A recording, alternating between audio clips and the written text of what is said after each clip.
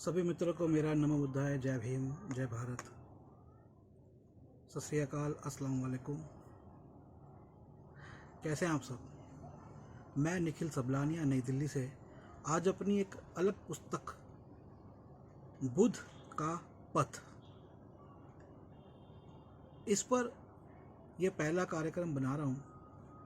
आगे मैं कोई बात करूँ, पहले मैं आपको पुस्तक के दर्शन करा दूँ। बुद्ध का पथ।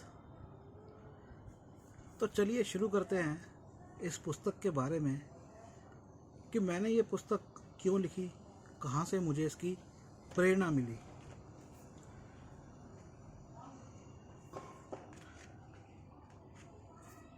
ये पुस्तक मैंने जब समाप्त करी लिखनी, तो ये तिथि इस पे मैंने डाली 12 जनवरी 2019, जो मैंने इसकी प्रस्तावना जो कि कंप्लीट करी। तो मैं से 2019 की शुरुआत, अर्थात कहीं ना कहीं 2018 का अंत, उस समय मैंने पुस्तक लिखी।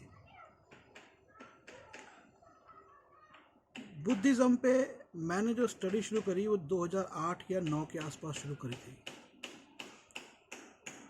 और स्टडी करना एक बात है, स्टडी करना मतलब पढ़ाई करना किसी विषय के बारे में एक बात है, लेकिन वो जो जीवन है ना, वो जीवन जीना अलग बात है। तो 3 दिन पहले मेरी किसी से बात हो रही थी और उन्होंने मुझे एक बात कही कि जब से वो भी बुद्ध की शिक्षाओं पर चलते हैं, तो उन्होंने कहा, अरे सर मेरे से ना कोई गलत काम नहीं होता।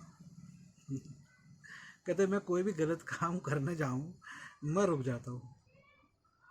तो मैंने उनसे एक बात कही, मैंने कहा ये इसलिए है और इसका मतलब ये है कि आपने, देखिए ध्यान से सुनिएगा। तो उन्होंने क्या कहा कि भाई मुझसे तो कोई गलत काम नहीं होता। तो मैंने क्या कहा कि इसका मतलब ये है कि आपने कई सालों पहले बुद्ध की शिक्षाएं पढ़ी और पढ़ने के बाद कई सालों तक आपने उनका अमल किया, और अमल करने के कारण आपकी मनोस्थिति ये हो गई है कि आप कहते हैं कि भाई मुझसे कोई गलत काम नहीं होता। अब बताइए मैं सही हूँ या गलत हूँ? तो उन्होंने कहा आप सही हो। मैंने 20 साल पहले से पढ़ना, अध्ययन करना शुरू किया। मैंने कहा सही कह रहे हैं, मुझे तो ज़्यादा साल नहीं हुए, 14 साल के आसपास हुए हैं, 14-15, लेकिन आपने अगर 20 साल पहले पढ़ा है, और सबसे प्रमुख बात यह है कि आपने उसको अमल किया है, इसीलिए आपसे कोई गलत काम नहीं हो रहा।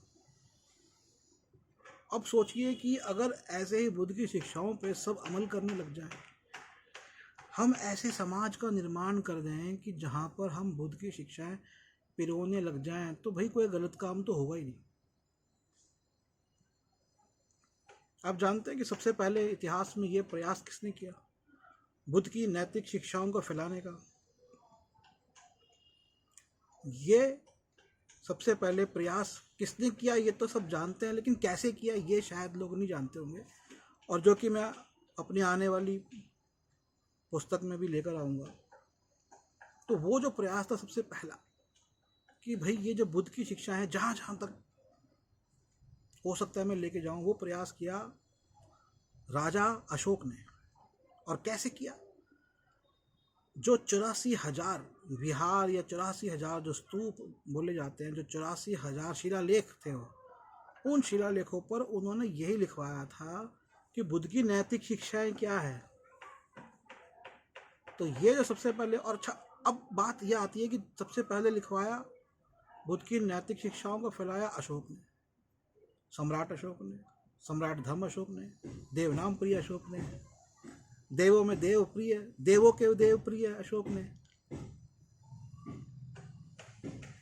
लेकिन फैलाया क्यों? क्यों जरूरत थी वो 84,000 स्थानों पर? इसका मतलब उस समय का, अगर उनका जो भारत हम मान ले, बंगाल से लेके अफगानिस्तान के लगभग आगे तक का, या अफगानिस्तान तक का और नीचे श्रीलंका तक का, तो इतने बड़े क्षेत्र में फैलाने की ये क्या जरूरत थी? भाई वो तो राजा थे, उनका तो शब्द ही आदेश था। अगर वो कश्मीर में बैठे हुए कोई बात बोलते तो उसका अमल दक्षिण के किसी भी राज्य में होता, श्रीलंका तक उसका अमल होता।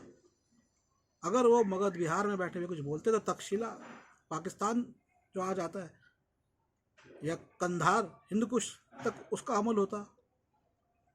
उनके पास तो शक्ति थी, लेकिन उन्होंने नैतिक शिक्षाएं क्यों लिखवाई? देखिए, ये एक अलग विषय है, मैं थोड़ा सा इसके बारे में बताऊंगा आपको, ताकि आपको भी समझ में आए कि मैंने पुस्तक जो लिखी ये क्यों लिखी और इस पुस्तक का महत्व क्या है। देखिए, वो तीसरी पीढ़ी थे मौर्य वंश के, और जो प्रमुख युद्ध उन्होंने किया वो मगध का था। लेकिन उससे पहले युद्ध और रक्तपात चल रहे थे, और मौर्य वंश से पहले भी यही सब चल रहा था। और कहते हैं जब बुद्ध आए तो बुद्ध को नैतिक शिक्षा देने का जरूरत क्या पड़ी, क्योंकि यही सब चल रहा था, जुआ।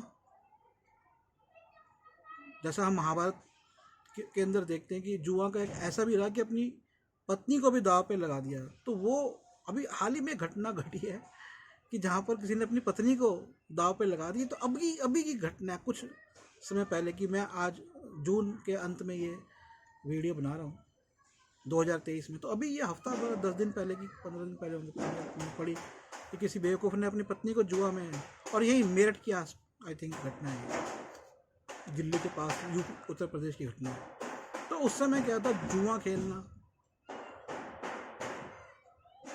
और शराब, मतलब रक्तपात, ये बहुत ज़्यादा था। तो इसलिए बुद्ध जो थे ना, बुद्ध इसलिए महत्वपूर्ण हुए क्योंकि उस समय गंदगी बहुत थी समाज में, सीधी सीधी बात ये समझ लीजिए।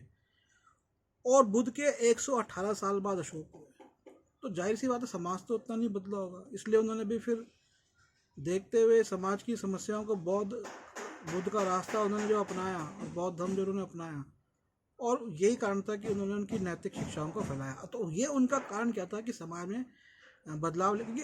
देखिए, वो राजा थे, जैसे मैंने शुरू किया कि वो तो राजा थे, उनका शब्द तो आदेश था। लेकिन समस्या ये थी कि उनको ये पता था कि भैया मैं तो आज राजा रहते हुए बोल दूंगा, लेकिन क्या बाद में इस पे अमल होगा?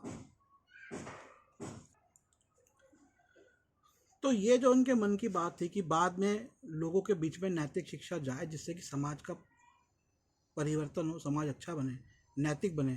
तो जैसा मैंने शुरुआत की इस वीडियो में आपको बोला कि भैया अगर ये नैतिक शिक्षाएं बुद्ध की पिरो दी जाए, तो ये वही बात है जो अशोक ने सोची, और मैंने तो ये करा। एक्चुअली जो मैं आपको कारण बता रहा हूँ ये तो अभी हाल ही में मेरी नज़र में आया। पुस्तक तो मैंने लगभग 3-4 साल पहले कंप्लीट कर ली थी। तो ये जो कारण है, तो अब बुद्ध का जो पथ है, लेकिन बुद्ध की जो नैतिक शिक्षा है वही वहाँ जाने के लिए रास्ता चाहिए, बुद्ध की शिक्षाओं का रास्ता। अब बुद्ध का जो पथ है, पहली बात तो ये है कि वो आदमी वहाँ पे जाएगा क्यों, और उस पथ पे जाने में क्या समस्याएं हैं। ये समस्याएं और ये कारण मैंने इस पुस्तक में बताई है, जो कि आप अगले वीडियो में भाग 2 बुद्ध का पथ भाग 2 में देखिएगा। धन्यवाद।